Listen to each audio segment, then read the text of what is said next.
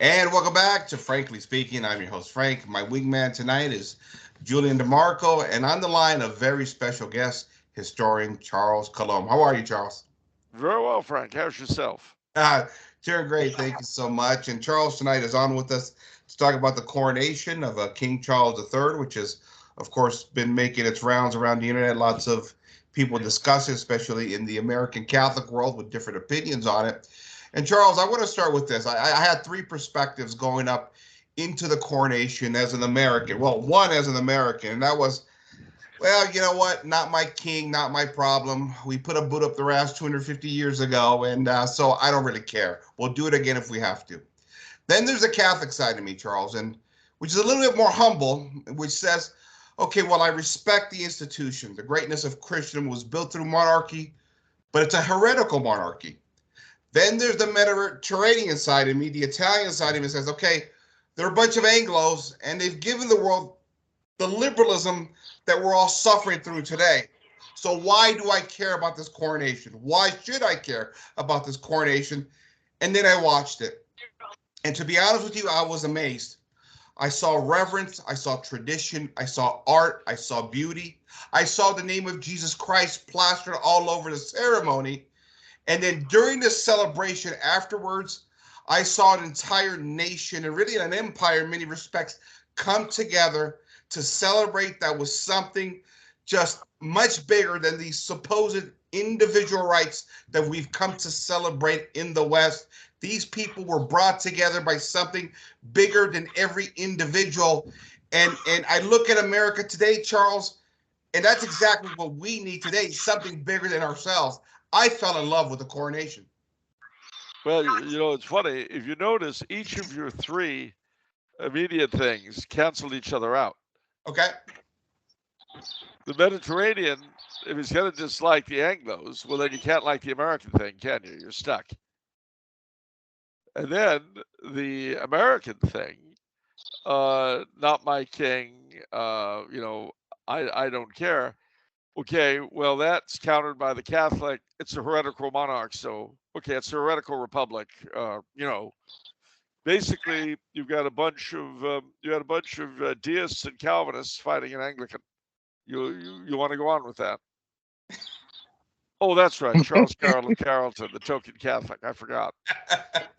You know, his, his cousin John Carroll, our first Archbishop of Baltimore, went up with Benjamin Franklin in an unsuccessful attempt to seduce the French Canadians from their allegiance to the king. Well, it didn't work, and in the event, John Carroll got excommunicated by Bishop Briand of Quebec, which is why, when many years later he was to be consecrated bishop, he had to go to England to get consecrated because the nearest bishop in Quebec wouldn't have anything to do with him. But Benjamin Franklin was asked why he had recommended John Carroll to Pius VI to be our first archbishop, because Pius VI, you know, he didn't know anything about America, and Franklin was the best known American in Europe. His response was, all the months I spent with Father Carroll on the road to Canada and back, he never once brought up religion. Of course. So that's a good reason. So what I say is your three streams canceled each other out. Okay. And what you were left with was the fact that the coronation, as you saw it, was the desiccated remains of a Catholic ceremony, which the remains of which are still powerful enough to stir the emotions, even cut off from their original moorings. And the other thing that's interesting about this coronation is that for the first time since 1685, the king was anointed with chrism that Catholics would consider valid. Wow. And that was because the king asked that it be made in Jerusalem and blessed by the Greek Orthodox patriarch. Should we be worried about his oath to the Protestant religion that he took? It depends on whether or not you're worried about the president's oath to the Constitution, or mine for that matter. It, you know, it is what it is, what it is, what it is. And the sad truth is, the only alternative to a Protestant monarchy in England today is a secular republic. You know, what I love is when people set up perfection and then find that the people they're trying to compare against it fall short. If you compare King Charles not to St. Louis or to Blessed Emperor Karl, but if you compare him to any creature you've been allowed to vote for, he comes out a lot better. And with the possible and debatable exception of ourselves, you cannot name a single time when a monarchy has been replaced by something better. And yet we continue to hail the fall of monarchies as the march of progress. That makes sense. I was there at the coronation. I didn't get a personal invitation to be in the abbey. They must have lost it in the mail, so I had to us all. I know. I showed up and they were like, "Well, you don't have your invitation." I was like, "Oh man."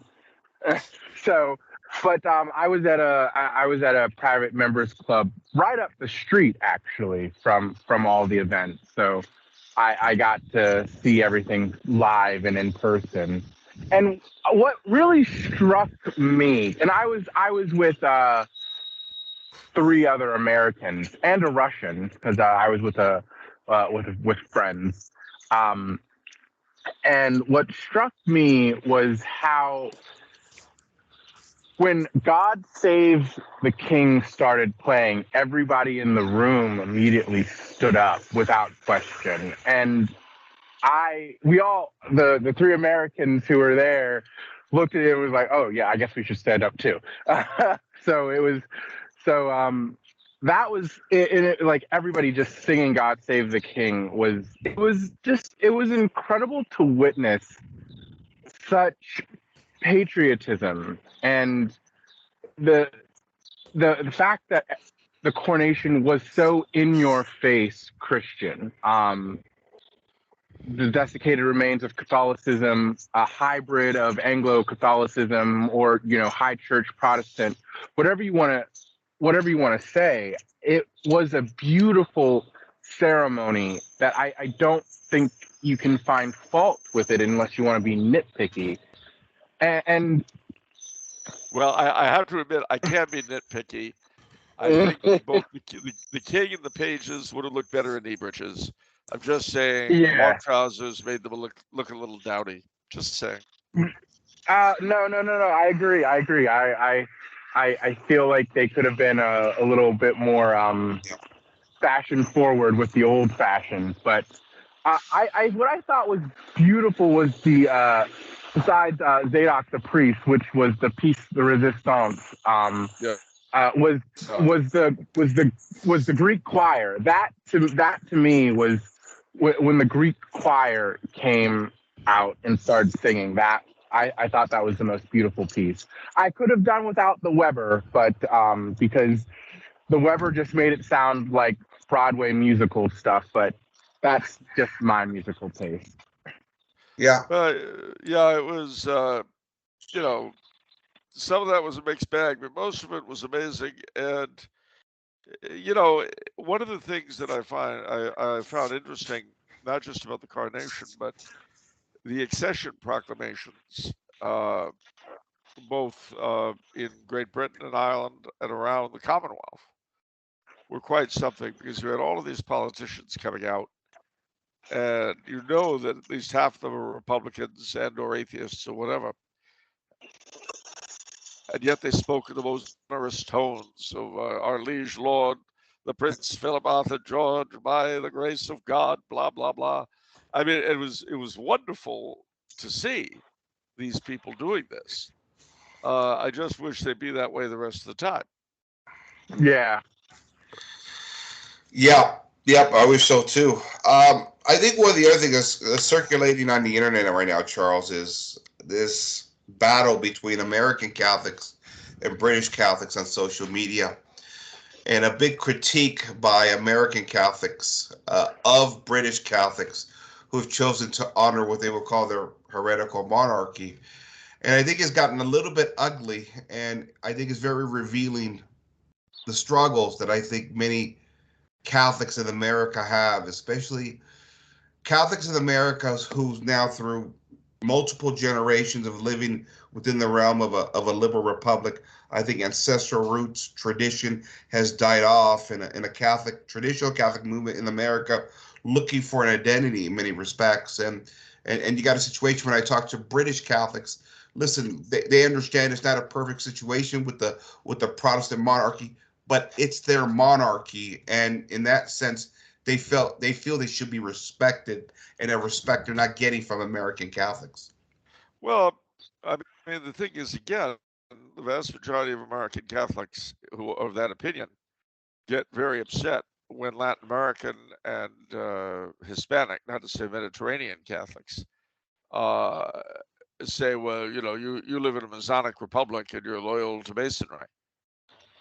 Now, just like your dogs have a Protestant monarchy, it's true and it's not true.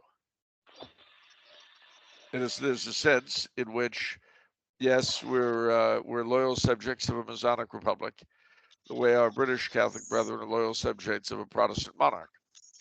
But it's not that simple in either case. And the problem is, all sorts of people like things simple, and it's wrong. It's wrong because it's number one, you're dissing our brothers in arms, and baptismal water should be thicker than blood. And number two,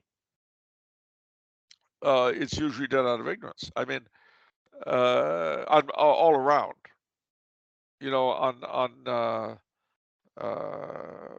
The sad truth of the matter is that virtually everyone I've debated this thing with or discussed it with really hasn't known anything.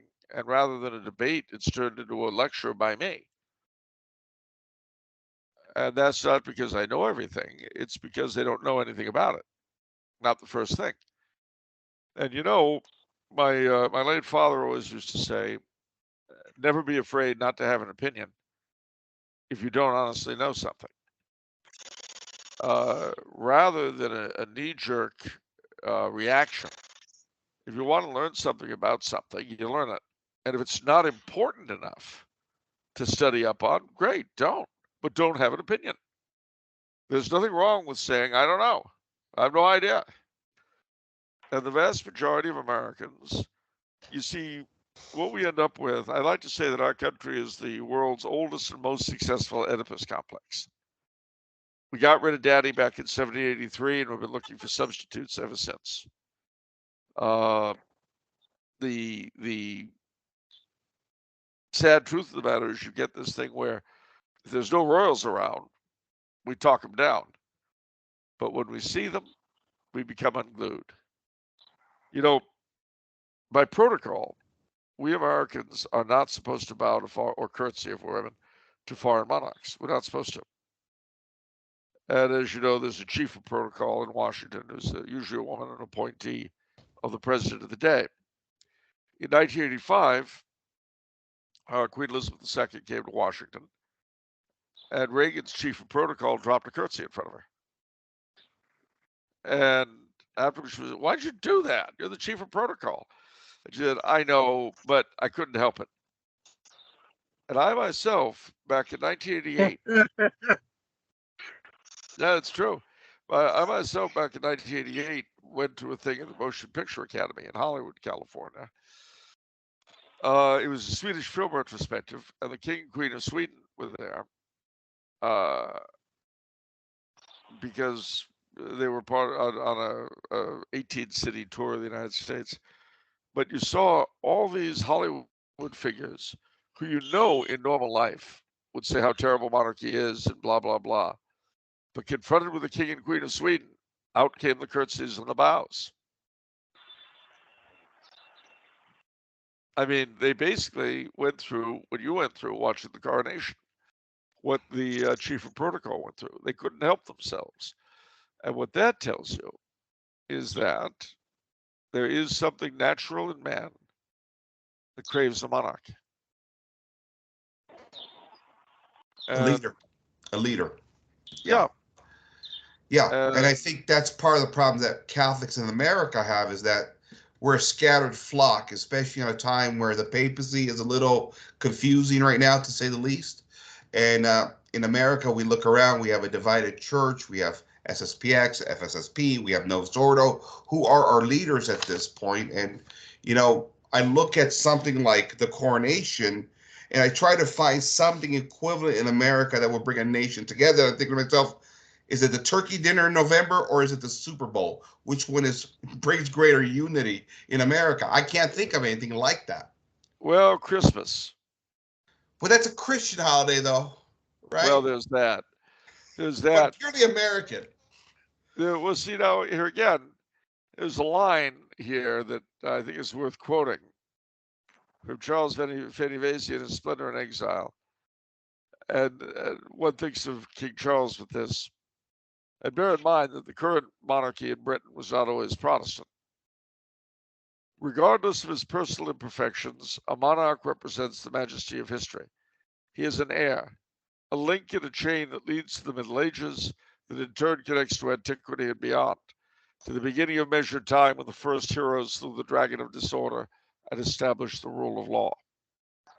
That's all psychological stuff, but it's what's in the background. And to be honest, we don't have anything like it. The problem with presidential rule, with political leadership, is that the president can only really be the leader of the people who voted for him. And he can't serve as a focus of unity, but a focus of disunity. Worse yet, he spends half his time in office trying to learn the job and the other half trying to get reelected. So it's a tough thing. And as to what can bring us together, well, usually it's been war. Right. The last time Americans really came together was 9/11. That was it. And then we wave the flag and we sing God bless the USA, and how aren't we wonderful? Because the odd thing is we have no focus of loyalty except ourselves. We the people. The problem is we the people are easily misled, hornswoggled, and otherwise done in.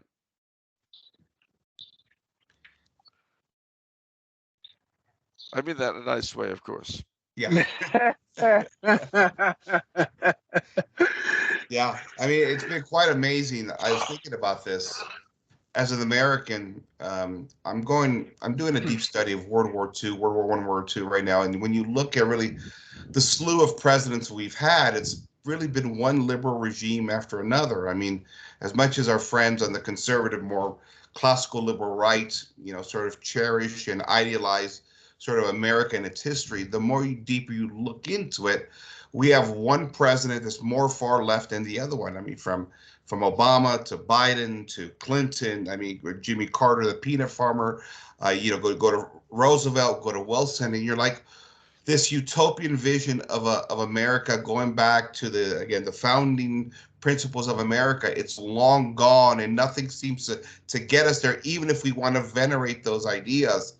I know there's a lot of critiques of King Charles, say, well, he's a woke, king, and I get it. It's part of the world leadership. It's where the trend is going. We got a pope that's kind of in that same class right now. But the point is that we're not any better off in America with our president. It just seems like the whole world has gone in that direction. I wanted to add on to what Frank is asking, but I just would like to know what do you think American Catholics want from, say, King Charles or King Philippe of Spain, or just a king in general? American Catholics, from what I see, they want more than what is being offered, but yet they never are able to agree on what they actually want it to be. Well, no, because there are two different impulses. One is the American impulse, which is simply against monarchy, full stop. And then there's the Catholic impulse, which would like to see a Catholic monarchy. The problem, of course, is that in real terms, the only Catholic monarchies we have at the moment are the principalities of Liechtenstein and Monaco. The last major power, of course, was Austria-Hungary, and we more than anybody shut them down in 1918. Yeah.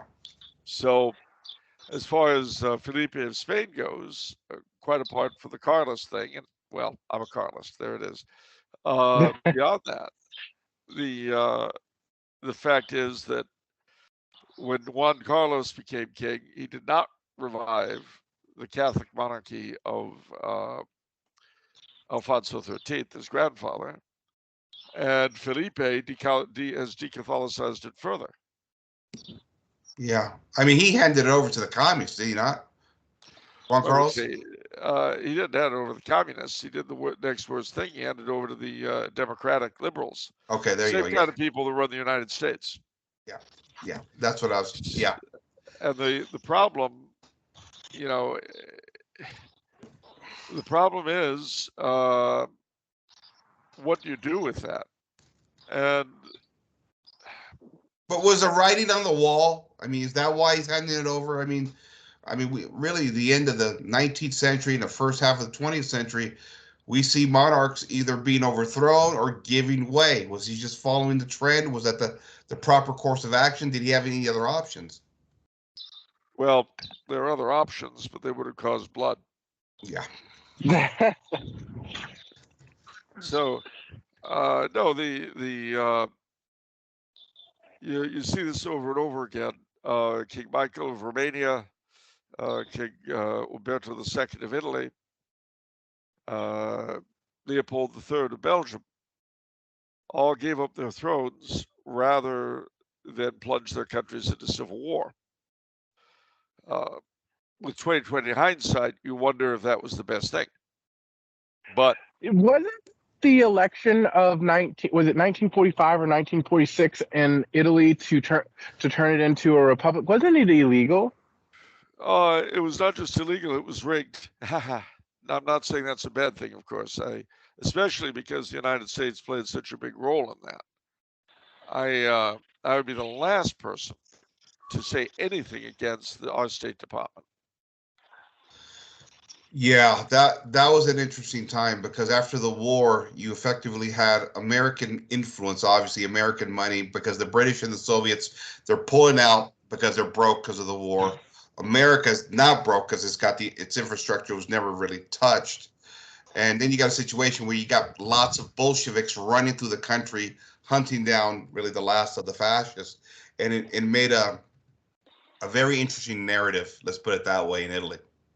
Well, yeah, and of course you had the other problem for Italy and for King Umberto in particular was that the Italian monarchy was liberal from its inception. Yeah.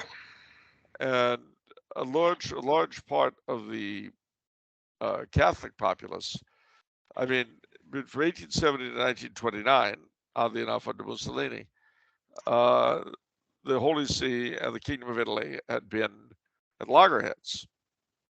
The Holy See did not recognize the Kingdom of Italy as legitimate.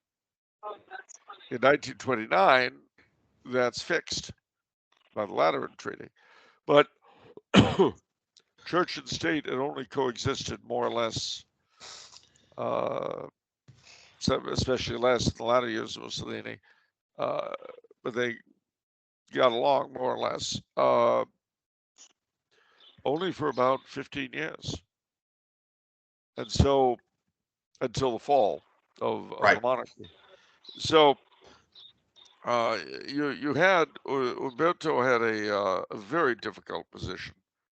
A lot of the most devout Catholics in Italy were, shall we say, lukewarm toward the monarchy, especially, some of them had lingering loyalties to the previous dynasties, but their coming back was definitely not on the table. And then some of the most loyal monarchists were Freemasons. And liberals of various sorts. So you had this particularly difficult situation in Italy. Now, I'm sorry, that monarchy, Umberto, that line of monarchy in Italy, was that an Italian monarchy or did it originate from another nation? No, it was Italian, the Dukes of Savoy. Okay. Although interestingly, the Dukes of Savoy, long before they became kings of Sardinia, had been made perpetual vicars of the Holy Roman Empire in Italy. And they kept that title until 1946. Ah, I see. Perpetual vicar of the empire in Italy. Right, right. Now, can we confirm that when Italian unification happens, that Garibaldi hands the nation effectively over to this particular monarchy? Was that a liberal regime? Was I heard an argument the other day that that's kind of a monarchist argument that depicted Garibaldi as a liberal, as a Freemason, when in fact, really the insecurity came from Rome and the Papal States that were on board with Garibaldi for the unification. But when Garibaldi told the Pope, basically, you're going to lose your Papal States, that's when the Pope Pius IX backed off from the idea of Italian unification. And really, Garibaldi was not a liberal, but the Pope joined the liberal side of the argument. It's one of the arguments I heard recently. Well, given Garibaldi's career in Argentina, I find that very hard to believe. Okay. And there's a reason he called his men red shirts. It wasn't for fun. And the other thing you've got to bear in mind too is that the Pope was in solidarity with the Grand Dukes of Tuscany and the Dukes of Modena and Parma, who lost their thrones at the same time he lost the Romagna. Incidentally, the last king of the two Sicilies is now a servant of God, Francesco II. Ah, there you go. Francesco, that's a funny name. Francesco. It's a familiar name, though. It's a familiar name. Have you heard that name before, Francesco? I think I have, yeah. I think we all have.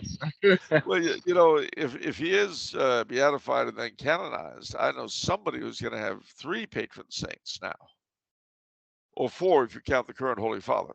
There you go. Seriously. Do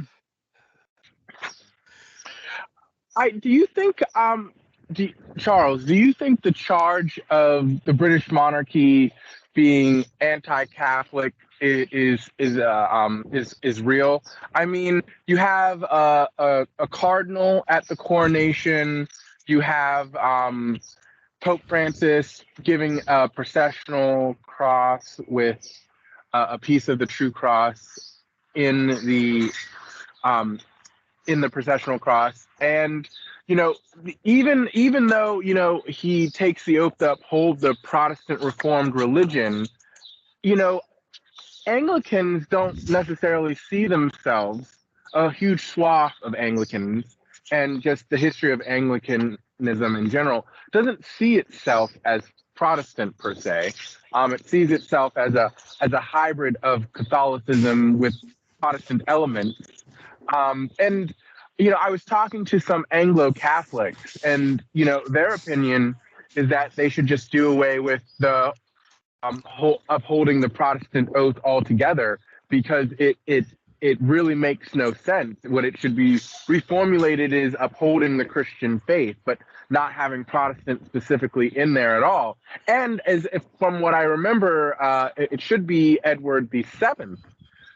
You know, or was it his son? I can't remember. Had them remove the whole, you know, dig at transubstantiation removed altogether.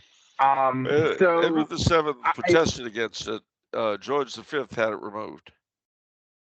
Yeah. So my question is, do you think, you know, when American Catholics are constantly saying, you know, oh, the British monarchy, or just in general that they're anti-Catholic, do you think that's a charge that is just showing American ignorance? Yeah, I mean, certainly they're not pro-Catholic in quite the way we would like, but you've got to bear in mind that a lot of American Catholicism is Irish-based, and they, for very understandable reasons, very, very much. For very understandable reasons, they have a great deal of antipathy toward the British in general and the monarchy in particular. Although it's kind of, again, these things are more complex than you would think. given that nothing makes me laugh more than an Irishman saying how the British monarchy under Cromwell did this and such in Ireland. Well, no, the Cromwell got rid of the British monarchy. It's not exactly how it was, a little more complex. But certainly Prince Charles is the least anti-Catholic monarch you've had since Edward VII. Sorry, King Charles. It's the old habits. He's the least anti-Catholic monarch they've had since Edward VII. And I, you know, again, everyone likes things in simple black and white, except when it refers to them themselves. We all demand understanding of our nuances and complexities when it comes to excusing ourselves. But with everyone else, we want strict black and white, and more likely black. Yeah. Yeah, I would agree. And, it's interesting that you say that about, we American Catholics have an Irish Catholicism mythos. Because as a convert, I've been Catholic for about 5 years now. Just studying up on American Catholicism, it is very influenced by the Irish, because they were a prime. They most of the Irish migrated here, and so if anybody knows their history, which most people don't, then that there is a sticking point between the British and the Irish, and I think that has seeped into the psyche of just your everyday American Catholic, with also its Americanism as well. Yeah, well, I mean, the two are very closely linked. Remember that of all the Catholic immigrant groups, the Irish were the only ones who spoke English. And that made a huge difference in the way they arrived here, in the way things went here, and why they ended up for a long time, until everybody else got sufficiently Americanized, why they were the dominant leadership of the church, but in America. But again, these things, what makes the whole thing sadder is when you hear people going on about how oppressive the British were and this and that. Well, that's nice. But in Northern Ireland, when the British government a few years ago forced abortion on the North against the vast majority Protestant and Catholic, Sinn Féin, the great nationalists, they rallied and became dutiful subjects of the crown in getting abortion passed. I mean, that particular moment in British history where the Ministry of the Crown teamed up with the Irish Republican Army's political wing to bring infanticide to Northern Ireland. Ooh-rah, up the rah. It's interesting, Charles, what you bring up there with the Irish. I never thought of that, in the sense that because there was this animosity towards the particular British monarch, because as a Sicilian myself, Italian, I use those words interchangeably, of course, and our experience was a little bit different than the Irish, and that is that because Sicilian Catholicism is very folklore, mainly when you're ravaged by revolutions and 2 world wars, there's not a big emphasis on education. Our form of Catholicism is really focused on the 5 senses, right? Touch, feel, sound, touch, sight, beauty, things of that nature, where it seems to be Irish Catholicism was more intellectually based. I was watching one documentary on the history of Italians here, and I guess in the early 1900s, it was the Irish that were kind of poking fun, or I don't say discriminating, but they had some insecurities about the Sicilian or the Italian Catholics that came over with all their statues, and and they seem to worship their statues. And maybe because they're Irish in America, in a Protestant nation, I could see that insecurity. The point I'm making is circumstances, nuances, cultural differences really shape our points of view wherever we're coming from, especially in the liberal republic like America. Of course they are. Of course, and they felt that way toward the French Canadians and the Poles and a lot of other Catholic peoples. And of course, in Ireland, though, the Catholicism has a heavy folk basis to it. Oh, It's particularly Irish. The way all these things tend to be very sure. national and local, in particular. Uh, I was driving in Ireland about a month ago to a very empty area. I mean, there was beautiful but empty, and I saw a fairy rag tied on a tree. Now you'll see those around holy wells, generally groups of them, but to see it all by itself on a tree in the middle of nowhere gave me the willies, I can tell you. Yeah. I just said, Yeah. well, I'm not stopping in this valley. Oh,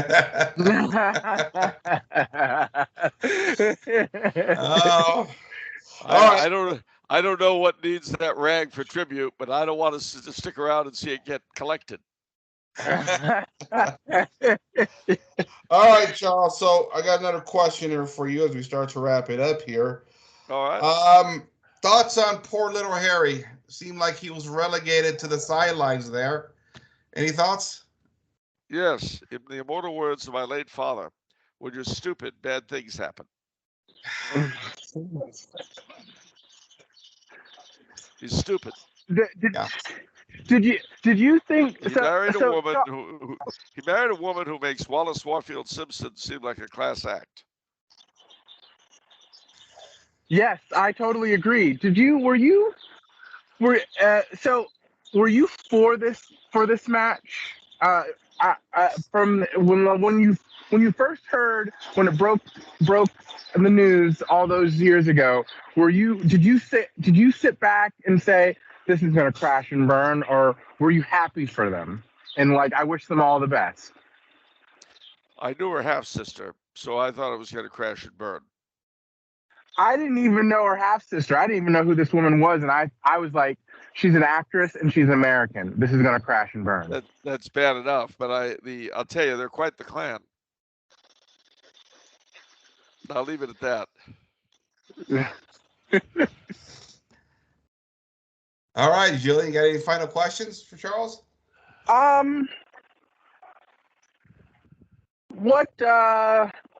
What was your favorite part of the coronation? Mine was the anointing. Same. And yeah, well, I thought it was just beautifully done, and it you could feel it. It was so palpable. Well, again, the chrism was valid, and one of the things that I find interesting too is that the reason why the British have chrism for the coronations, the English, I have to say in this case, the reason is because the vast majority of Catholic coronations, including the Holy Roman Emperor, the monarch was anointed with the oil of catechumens. But 5 kings were allowed to have chrism: France, Scotland, Jerusalem, Sicily, you'll be happy to know, and England. And so that's why they have chrism today, is because of papal permission. Oh, okay. That's not something that anybody wanted to talk about. There you go. Okay. Well, listen, I thought it was a beautiful coronation. I think it's a piece of history and tradition that I think the world needs right now. I think we're being dominated by some type of a liberal behemoth in the West. Every day it seems to get a little bit darker. Yeah, we put our faith in Christ and that he's in control of this, Charles. But I just think there was something refreshing, something old but refreshing in the sense that it's familiar. You know, there seemed to be, again, and you touched on this, but something as a Catholic of a sacramental nature that appeared during that coronation. It made me feel like, okay, you know what? It's not completely lost yet, Charles. Your final thoughts, my friend. Well, I agree, and I mean we have to pray very hard for the king and for his peoples for their conversion, especially. Yes, I know it would cause a constitutional crisis, but so be it. I mean, there are very few things left in the West that really connect us with what we were. And what if we're to survive, we must become again. And you see, the problem, you can look at something like the British monarchy in one of two ways. Or not just the British monarchy, you can look at a lot of things this way. As a relic of a glorious past, or the building block of an even better future. And that, the feelings and the thoughts that the thing evoked in you, they're very important and they're very real. You know, as happened after Queen Victoria died, there were 3 coronations in relatively rapid succession. Edward VIII, or Edward VII rather, in 1901, George V in 1911, George VI in 1937. Because of the king's age, probably there'll be another coronation in 10 or 15 years. Yeah. And then one, who knows how long after that. So it will be a while, I think, before we have another monarch who lives to be almost 100. Yeah. But we'll see. We'll see. Anyway, you want my last thought? Here it is. God save the king. God save the king indeed. All right, ladies and gentlemen, you heard him, Mr. Charles Coulombe. He's been making his rounds on YouTube and social media. He's the go-to guy when it comes to monarchy for us Catholics here. And as usual, one of the most articulate voices out there. As I've said so many times before, a gem. We love you, Charles. Thank you for joining me and Julian today. Thank you, gentlemen. God bless you both, and have a good day. All right, ladies and gentlemen, I want to thank my partner, my wingman, Julian DeMarco, for joining me today. And I want to thank Charles once again. This is Frank signing off for Frankly Speaking. Good night, everybody. Good night.